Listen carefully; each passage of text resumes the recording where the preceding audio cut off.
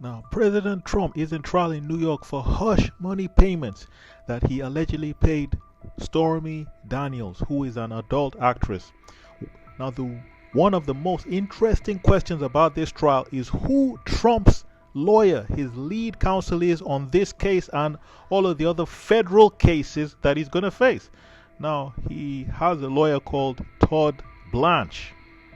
And for those who don't know, Todd Blanche had his undergraduate degree at American University and went to law school at Brooklyn Law School. Interestingly, those are not particularly prestigious schools, especially when thinking about the representation of a former president in a criminal trial. Certainly, they're not on the level of other institutions such as Yale, Harvard, Princeton, etc., which doesn't have a law school, just to be clear. But there are other law schools such as Stanford. However, this did not stop Todd Blanche having a very successful career, because he went to Cadwalader, and not only did he practice there, but he actually became a partner, which is incredibly difficult in the legal world. To become a partner at a very well-respected New York white-collar, white-shoe law firm.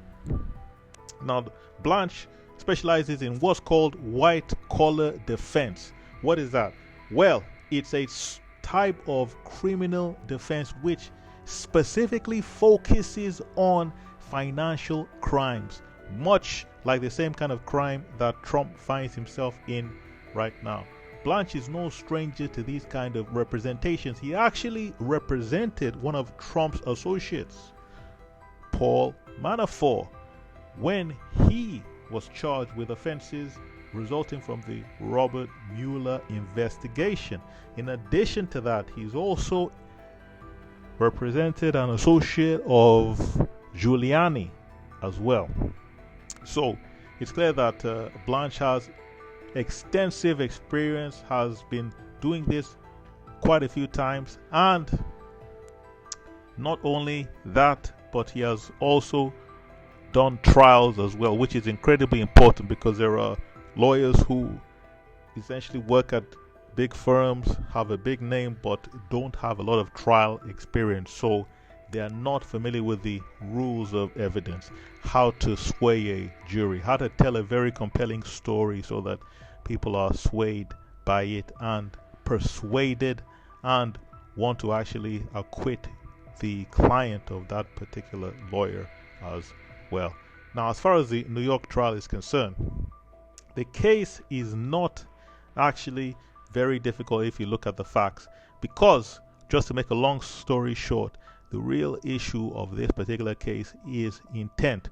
What is the intent of Trump when he filed his tax returns and listed some expenses there? Was it to influence the election? That is the crux of the issue at the New York trial. And as people may know, it will be very difficult to assess a person's intent when you don't have a lot of extraneous, independent, documentary evidence, such as emails that show the person had a particular intent, videotapes, audio recordings, things of that sort.